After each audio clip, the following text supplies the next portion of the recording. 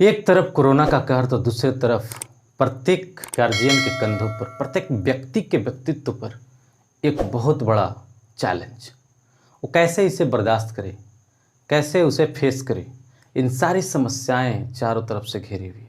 पता नहीं कब तक इस तरह की समस्याएं हमारे चारों ओर घेरे हुए रहेगी। इसका जो अनबैलेंस देखने को मिल रहा है आर्थिक व्यवस्था पर, बेरोजगारी इतनी तीव्र गति से, महंगाई ऊपर से तेजी से, हर चीज़ को बैलेंस करना बड़ा ही मुश्किल हो गया है। एक तरफ प्रत्येक घरों का एक चैलेंज हो गया है कि वह अपने बच्चे को कैसे पढ़ाए और घर का संचालन किस प्रकार से करें। ऐसे में विशेष प्रकार के ठोस एक्शन लेने की हमें ज़रूरत है और हमें समझने की ज़रूरत है कि अगर ये लंबे समय तक चला तो इसे हम कैसे बर्दाश्त करेंगे, कैसे सरवाइव करेंगे। तो इसके लिए हम कुछ खास टिप्स, कुछ खास तरीके जो आपके और हमारे अनुभव के बीच का एक कड़ी है, उसको हम बताने की प्रयास करेंगे। आप वीडियो को अंत तक देखने का प्रयास करिए। देखिए, सबसे बड़ी जो चैलेंज आई है वो ये है कि बहुत लोग अपने बिजनेस को बचा नहीं पा रहे हैं। खास करके जो टीचिंग संस्थानें हैं वो धरातल से उठने को है। एक तरफ उन्हें बेरोजगारी ढकेल रही है, पैसों का मार उन्हें सहन नहीं हो पा रहा, वो अपने आप को बचा नहीं पा रहे हैं। उनके पास इतने कम पैसे पड़ गए हैं कि वो अपने आप को मैनेज नहीं कर पा रहे हैं। उनकी संस्थानें डूबने को है और अब तो उनको ये नहीं समझ में आता कि वो करे तो क्या करें। इस परिस्थितियां में वो अपने संस्थान को बचाए, अपने बिजनेस को बचाए या कुछ और ऑप्शन ढूंढे। कुछ और ऑप्शन ढूंढे भी तो कौन सा ऑप्शन ढूंढे। इस कहर में किसी भी तरह के बिजनेस को उठा पाना भी एक बहुत बड़ा चैलेंज है। कैसे कर पाएगा लोग मैनेज। तो इसके लिए मेरा सजेशन जो है वो ये है कि आपके पास जितने भी तरह के टैलेंट हैं, जैसा भी आप टैलेंट्स जानते हैं, एक दो मल्टीपल जो आपके पास टैलेंट हैं उसका भी प्रयोग करने की लगातार कोशिश करें।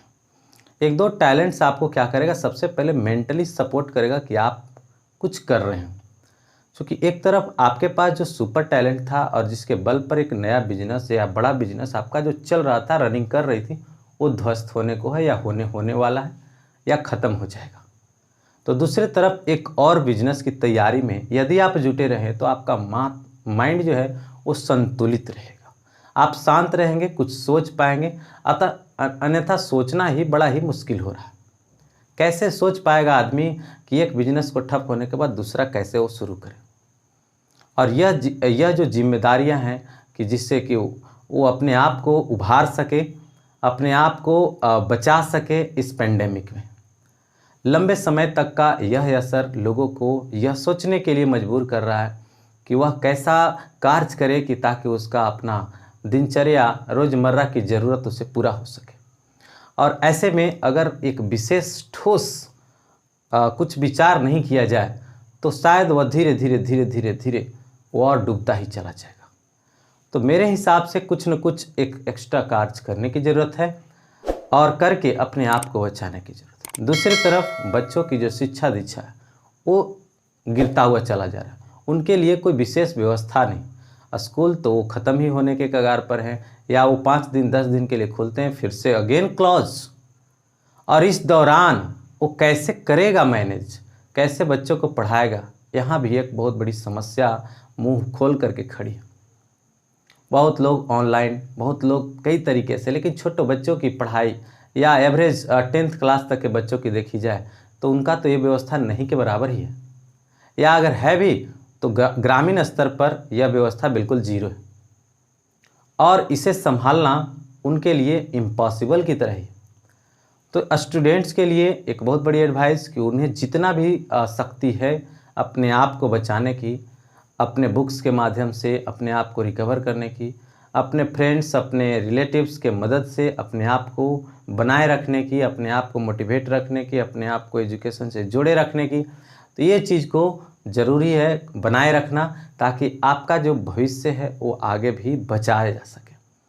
फिर नेक्स्ट होगा जैसे बच्चों की जो घर पर ही शिक्षा दीक्षा करनी है, उनके लिए घर के जो लोग हैं उन्हें, छोटे बच्चे को अंडर 5-10 ईयर्स के बच्चे जो हैं उनको घरेलू स्तर पर ही प्राइमरी जो व्यवस्था हो सकती है अपने से खुद से या कोई सपोर्ट के माध्यम से उसे कंटिन्यू रखने की कोशिश करे, ताकि वह बच्चा बिल्कुल ज़ीरो ही ना हो जाए।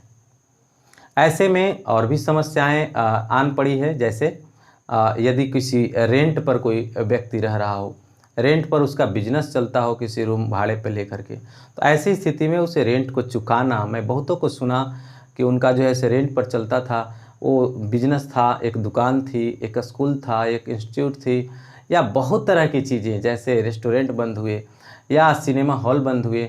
ऐसे में बहुत सारे बिजनेस से चौपट हुई लगातार इतने लंबे समय तक। कोई भी बर्दाश्त नहीं कर पाएगा, चाहे कितना भी पैसा वाला क्यों ना हो।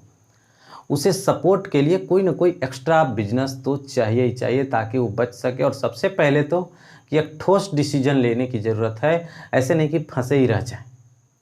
क्योंकि सबसे बड़ी चीज़ जो हो रही है वो मेंटली डिस्टर्ब हो जा रहा है आदमी। सोचते सोचते सोचते सोचते एक बिजनेसमैन भी डिस्टर्ब है, उसका माइंड काम नहीं कर रहा है कि व्हाट कैन ही डू, करना क्या चाहिए, वो कंफ्यूज है बिल्कुल। और ये बार बार बार बार बार बार इनडिसीजन का स्थिति जो आ रही है ना, लोग समझ नहीं पा रहे, सोच नहीं पा रहे, डिसाइड नहीं कर पा रहे कि क्या करना चाहिए। कुछ दिन में लगता है कि अब नॉर्मल हो गए, फिर वैसे ही स्थिति आ जाती है। चारों तरफ उसी तरह का बंदी का माहौल, लॉकडाउन का माहौल, चारों तरफ भागम भाग स्थिति जो ये बनी हुई है, वो दहशत का माहौल है। और इस दहशत में सबसे पहले अपने आप को मेंटली प्रिपेयर्ड रखने की खास ज़रूरत है।